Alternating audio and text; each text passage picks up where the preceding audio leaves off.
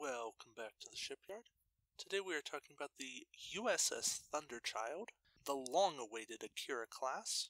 It just came out in Wave 17. Is it everything you hoped for? Is it worth the wait? Let's find out. Base stats are 4 attack, 2 agility, 5 hull, 3 shields, meaning it's 28 points. Standard fed action bar, and we get 3 weapon slots and 1 crew slot. So, pretty decent loadout. Would have liked to have seen a tech, but we can live without it. The named ability is each time you defend, if you take no damage from an attack, you may immediately roll 1 attack die. A hit or crit result damages the attacking ship. So it's almost like a counterattack die, but it's a little bit different because you have to negate all of the damage here.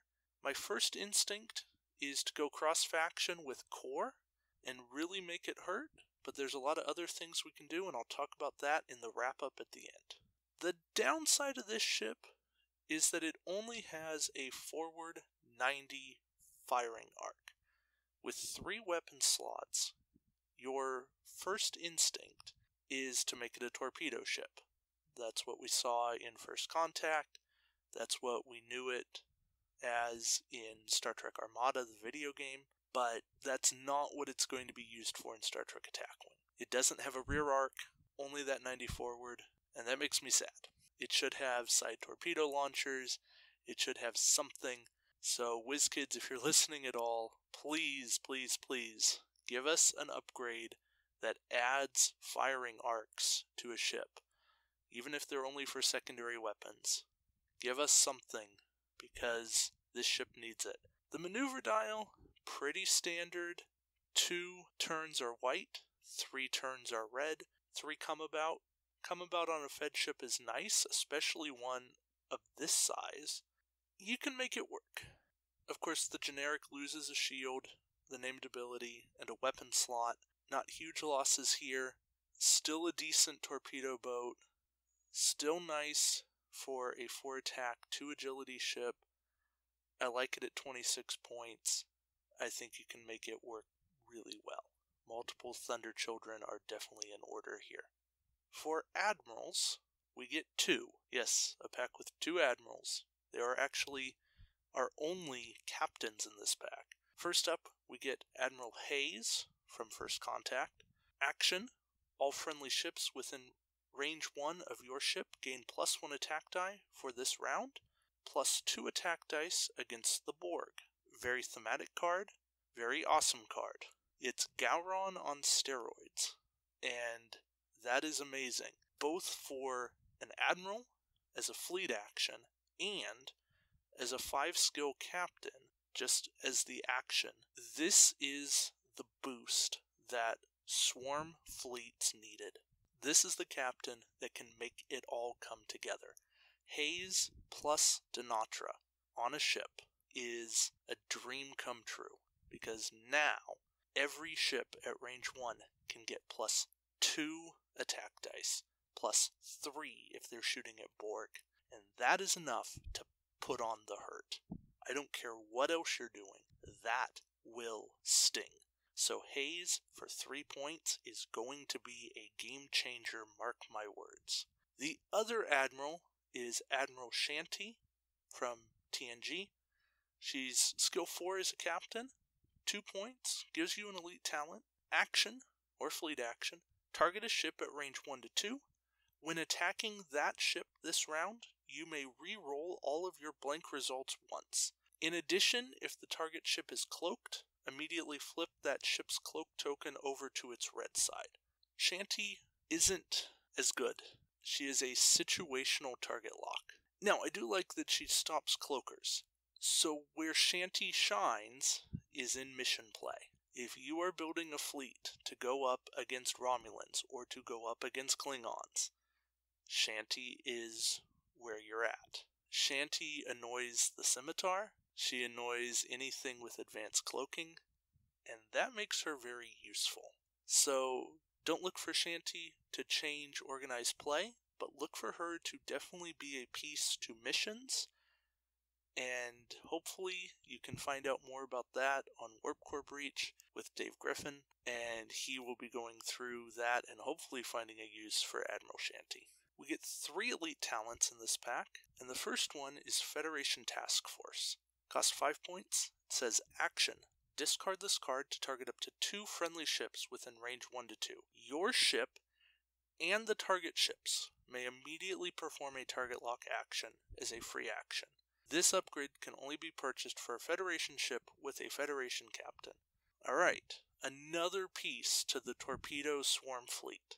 Yeah, it only works once, but with timed torpedoes, which we'll get to in a minute, this card lets you get target lock battle stations working well, and I think it's another piece to the puzzle that you're going to want. Our next talent is Intercept. Also 5 points. If a friendly ship within range 1 of your ship is attacked, and your ship is also in the attacking ship's firing arc, you may discard this card to force the attacking ship to perform its attack against your ship instead of the target ship. After the attack is complete, you may perform an additional green maneuver.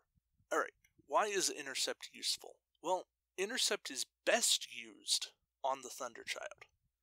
You take a ship that wants to get shot at with low attack dice, and they can go in there, take a low hit, hopefully negate it all, and then make that extra die back. Also, it's good on a super defense build. You can use this to control who gets shot, and that is very useful. See, if your opponent can't shoot the target they want to shoot, it annoys them. You're changing target priority, and that can keep you alive in a game for longer. So Intercept is maybe a little pricey, but I think it can really win you a game. Our last talent is Persistence. It's also 5 points. I'm sensing a little theme here. When you attack with your primary weapon during the roll attack dice step, if you roll a hit or crit on each of your dice, you may discard this card to roll 2 additional attack dice, +4 against Borg, and add all hits or crits from the additional dice to your total for the attack. Any blanks or battle stations go away. Okay, this is another cool talent. You gotta be lucky. I don't really think it suits my personal play style because I don't tend to go Yahtzee that often. But Persistence is a fun card. And anytime you can have fun with a card, just you're hoping for the best. It works. Yeah, it's statistically unlikely, but this is a card that could give you a chance when you don't have a chance. Now, it could also do you absolutely nothing, in which case you've wasted 5 points that could be better spent on something else. And for that reason, I probably have to give it a pass. But that's me. I'm not saying this is a bad card. I'm just saying when you stack it up against all the other talents of what is reliably good, things like Rebellion, Lure, Cheat Death, Corbomite Maneuver, you start getting talents that make you go, that consistently does something good that I can always use. Persistence may or may not matter. So I like it. I like the concept behind it. Does it quite work? Not personally, but go out there, have fun with this. Alright, I'm going to talk about weapons. That tells you this is exciting. We get photon torpedoes. I am actually excited about photon torpedoes. Pay attention, people. Attack, target lock, spin a target lock, and place 3 time tokens on this card to perform this attack. You may convert one of your battle station's results into a crit. You can fire this weapon from your forward or rear firing arcs. Alright, what in the world are time tokens? Let me explain. You place the number of time tokens on your card that it says to, in this case 3. During the end phase of every round, you remove 1. So in this case, this is a card that you will not be able to use the turn you use it, or the next turn, or the turn after that. But on the 4th turn, you will be able to use it again. So this is a card, if you use it on turn 1, you don't get to use it on turn 2, or turn 3, but you can use it on turn 4. Meaning, you may want to take 2 copies of this. And then the time tokens will always cycle, because a time token removes from every upgrade with a time token every round. And that's really cool. So, photon torpedoes that don't disable.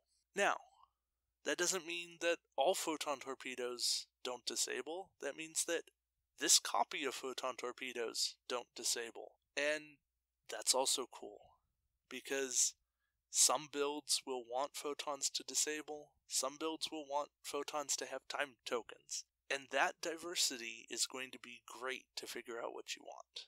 We also get quantum torpedoes with time tokens, still 3 time tokens. They still do exactly what normal quantum torpedoes do. Extra hit if you hit.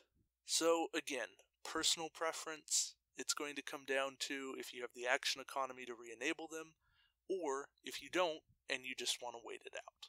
Personally, I like the time tokens because there are better things you can do most rounds than re-enable torpedoes. Alright, the last card in this pack. Rapid Reload. It can be a crew, a tech, or a weapon. Your choice. When you are instructed to place time tokens on one of your weapon upgrades, you may disable this card to place only 1 time token instead of the required amount. Alrighty. Awesome. Now, we can have torpedoes with only 1 time token, so use them on turn 1, use them on turn 2. B. This almost certainly ensures that we will never have time token transphasic torpedoes. Otherwise, they will be completely broken. C. Counting as a crew, tech, or weapon gives you tons of flexibility. Basically, whatever slot you have left over on your ship, that's where Rapid Reload goes. So, the Thunderchild, as a pack overall, what do I think of it? I love this pack. Gorgeous model, first off. I know not everyone likes the silver, but it's different. It looks like a legitimately painted model. There's some detail work. The undercarriage is brilliant. The nacelles look pretty good. I'm probably going to paint mine up a little bit, but the model is good. The admirals are super duper useful. They are potentially game changing. Haze will change swarm fleets. Time tokens change this game immensely. And that's amazing. This game needs that life. All the talents in this pack are useful, and that's great. This pack does not have a bad card in it. It has some situational cards in it. Don't get me wrong. I'm not saying every card in this pack immediately goes into your next tournament list. I'm saying that you can use these cards to build around, and that is fun. If every pack was like the Thunderchild, I would applaud WizKids every day. Unfortunately, not every pack is, but this is a step in the right direction. So, kudos. Now go out, buy 1, buy 2, because time torpedoes are coming. Time quantums are cool, and they may not be coming in huge quantities. 1 for sure. 1 for absolute sure. This is a pack, if you play Feds at all, if you play Mixed, you want this pack. I cannot stress that enough. So, have fun with this ship. Play it. Try out the mission. It looks interesting. You're outgunned 2 to 1, 120 points to 240 points of Dominion. Yeah, I don't often comment on missions, but sometimes the idea of one sticks out, and being outgunned 2 to 1 seems really fun, and a challenge worth trying. You're running a blockade. So go out there, give it a try, and until next time, we'll see you around the shipyard. Take care, guys.